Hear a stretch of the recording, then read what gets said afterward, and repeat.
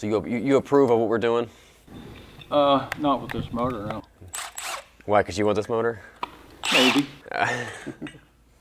Well, I got a pretty good proposition for you. So I got a call from a guy who races old Harley Davidson 45s. And he said he had some interesting insights about our motorcycle that sparked my interest. So I asked him to come down, and within an hour, he was at our shop.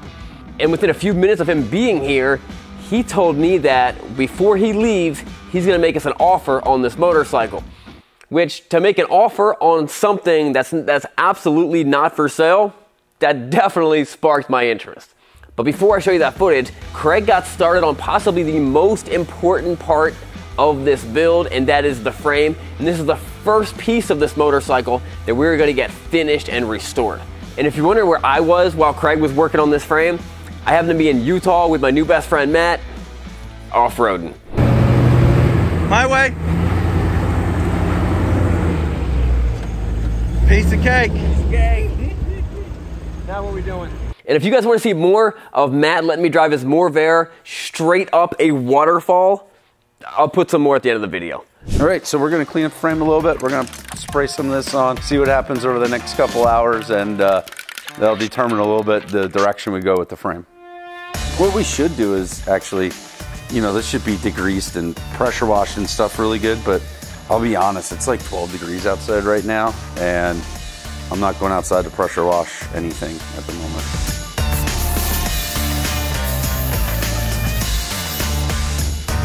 Well, I think that's good enough for a test run. What do you think?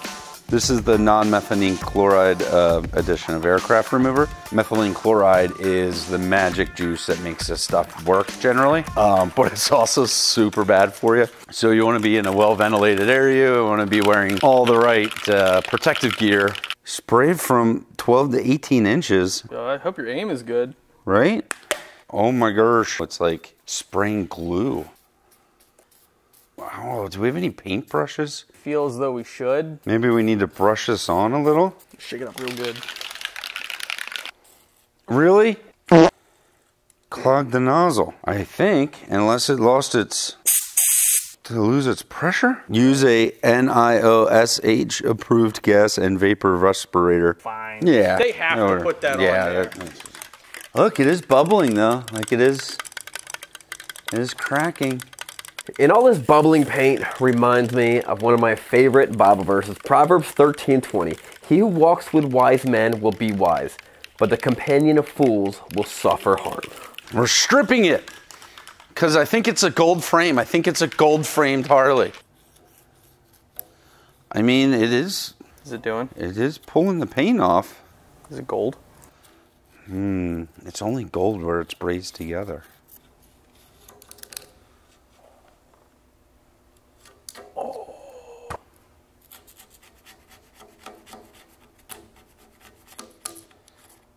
I know what I'm talking about. I'm impressed so far. Whoa. Look at that. It's coming back. And it's gone. And it's gone.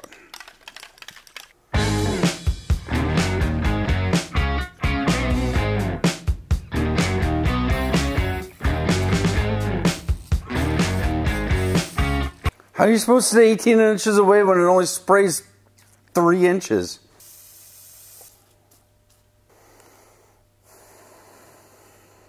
Now this is working well, but Craig decided that he needed a little more power.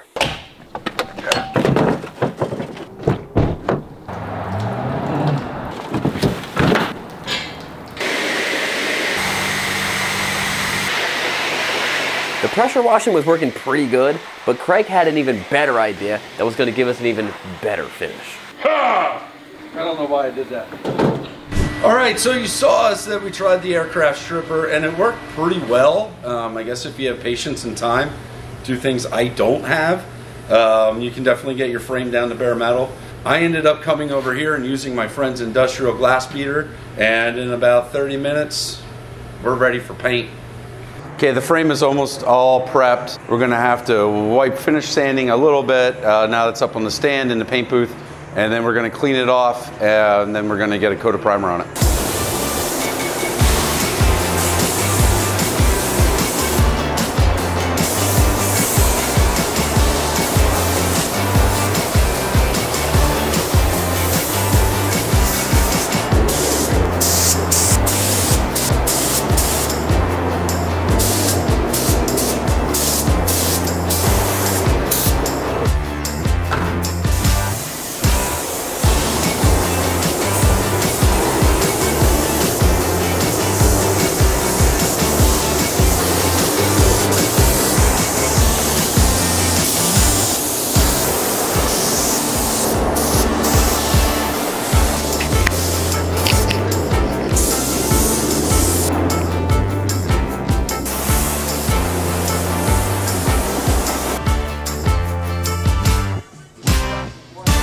So you might have some information about our motorcycle.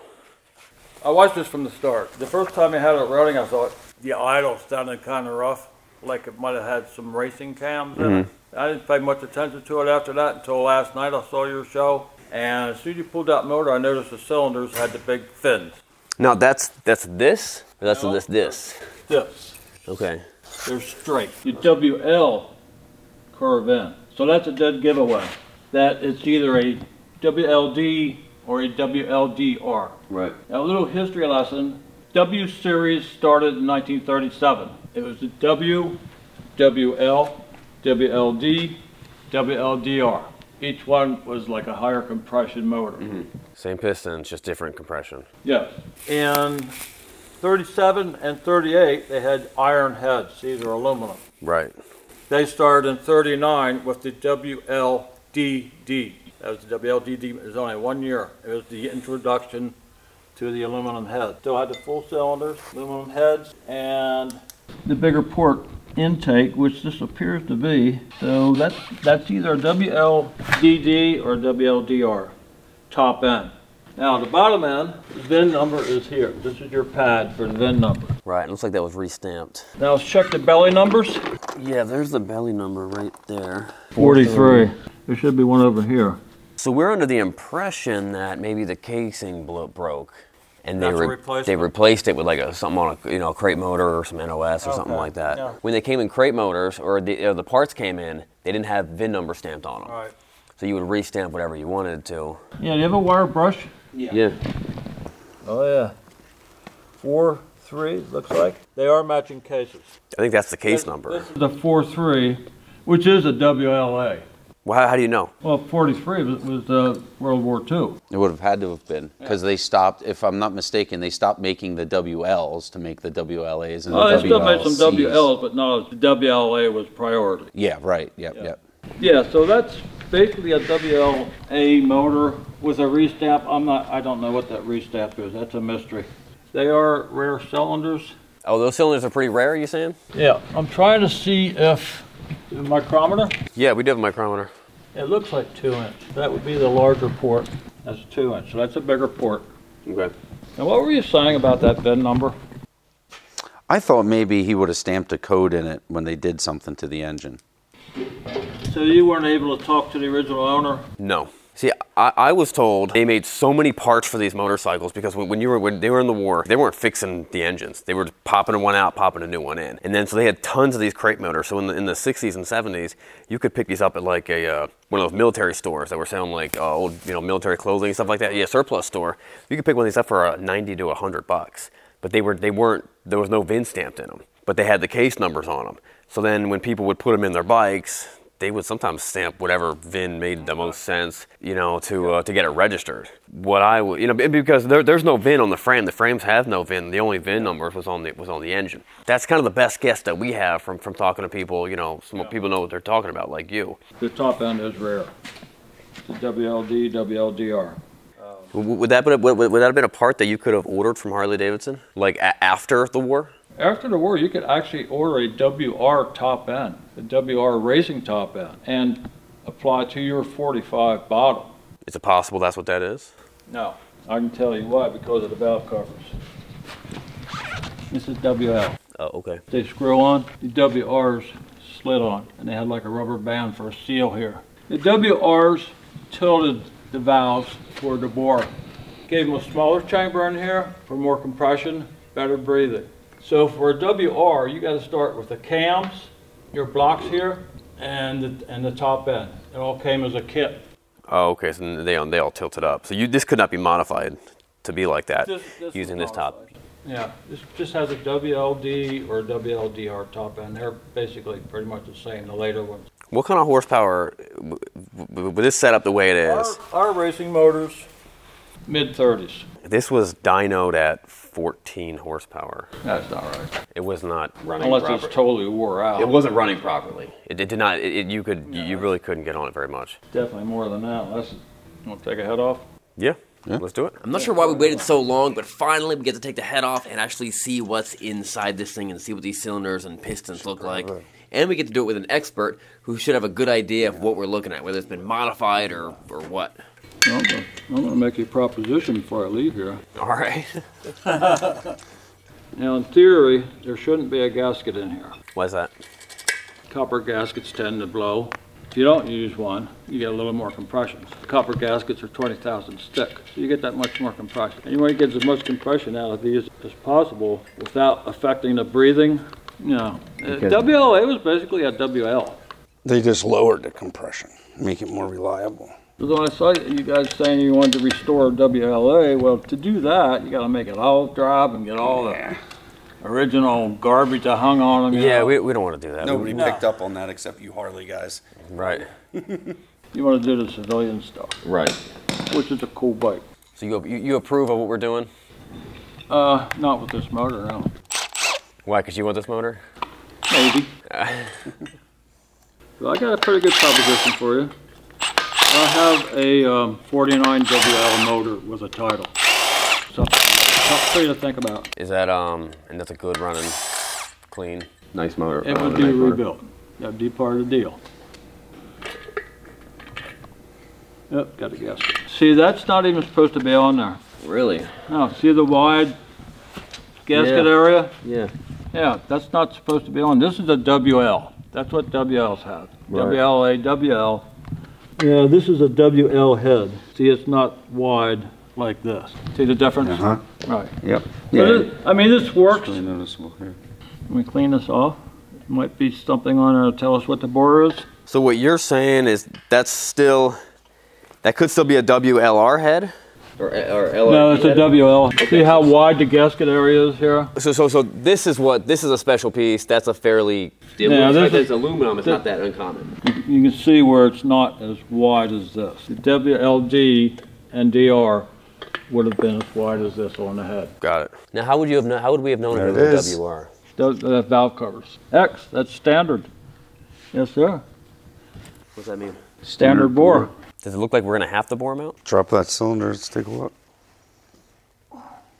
It's nice. Yeah, it's not bad. It's washed out, but it's not bad. You might get away with just honing it. So hopefully the other cylinder looks as good, right? Maybe it doesn't. Maybe that's why it was kind of running. I mean, you think the valves are seating properly? Well, there's definitely a lot of carbon buildup on them. Yeah. What do these cylinders go for? All about 50 bucks a pop. Oh, even the special ones? That's why you do it before you make someone an offer about something. You got to pay money to get people to take these things away from you.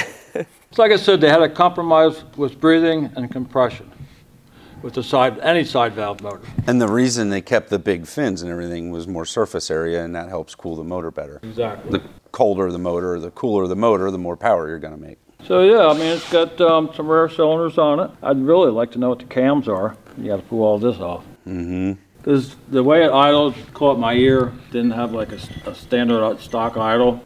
That looks like it's moving That's around. a little more. This cylinder was definitely more of an issue. See that? Look how much more it's moving. It's shaky. Where that smoke was coming from. Bring it up here. Is that an X? Yep. What'd they have on there if it was bored out? The number. You know, you got some good cylinders anyway. I'd love to know what cams are, but that's getting pretty involved, tearing that apart. You got to take the cylinders off, take all this off, oil pump off, and this off. And your cams, you got 4 cams. Exhaust, intake, exhaust. You usually go by numbers, 1, 2, 3, 4. They had the magneto mounted on the front. Then later, they had the magneto mounted here. I'll tell you what I have, 49 WL. The bottom end's been gone through. I would put a fresh top end on it. It would be more for what you want to do as far as making a civilian bike. This is more for what I want to do. You said it was 49, 39? 49. 49. 49 WL. That would be much more in line with what you want to do. I would put this motor on the track. Once this bike gets put back together, painted, looking nice, using mostly OEM parts, what do you think the value of that would be? They're getting popular now, the 45s, mostly for racing. You got the beach race, which is very popular. You got flat track, you got vintage road racing. There's so much you can do with them. So they're really getting popular. Parts are getting more expensive. It's not a knucklehead, and Right. never will be. Right. I don't know, the originality is what people are after now. Mm-hmm. Even if you find original parts, it's still not going to be an original bike. The original bike is the way it came from the factory. Right. That's way long. But it'll be a nice replica. So it's hard to put a dollar sign on it. Well, cool. I got your number, All right. and it was great meeting you. Yeah. Thanks for stopping by. Nice to meet you. Yeah. Stop up sometime. Okay, cool. Yeah, that'd be cool. So it was great meeting him, and he made us a pretty decent offer, but I'm pretty invested in this motorcycle, and I really want to continue and I want to figure out what the story behind this is, because I'm getting the impression this is not the first time someone kind of rushed and offered us a decent amount of money for that engine, and I'm kind of getting the impression that it's significantly more valuable and rare than what we think it is. So I want to continue figuring that out, but I really can't blame the guy for trying, and maybe we'll see him again sometime soon. It was interesting when I asked him what these cylinders were worth. He was 50 bucks. Right there, Johnny on the No, and I'm getting the idea that these things are worth a lot of money. It's interesting that some of the tanks and tins are not original for that bike. So what concerns me is if we start changing more stuff from different years, how many other different parts are going to have to be changed? Because the shifter gate has to be changed with the tanks. Right, the shifter gate and the shifter handle, but What else? What else? I don't know. that's what we'll find out. That's all part of the journey. I'm just hoping we get to that point before we spend $1,000 on a new one. You know, or a new shifter or tank or The nice whatever. thing is there's obviously people out there, though, that will want, if we screw up, we can get ourselves out of trouble. Right. When we screw up, we can get ourselves out of trouble. Screw up. All right, so let's put this stuff back on and back together, and then I'm thinking either next week or the next week we're gonna visit our boys over at Wheels Through Time, and they're gonna help us out with whatever we decide. They say that they got a lot of parts for us. Cool, guys. Thanks for watching. We'll see you guys next time. Let's put these back on before we kick them. Okay. Slow down a little bit. Back it up. Okay. Turn this way. Slow.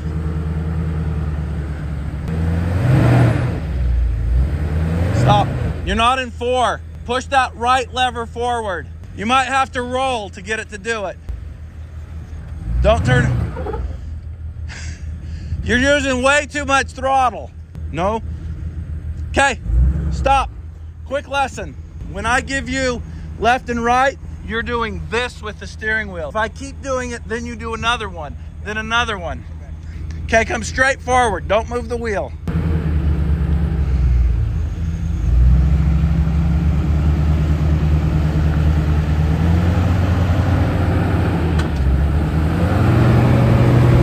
My way. Piece of cake. Now what are we doing?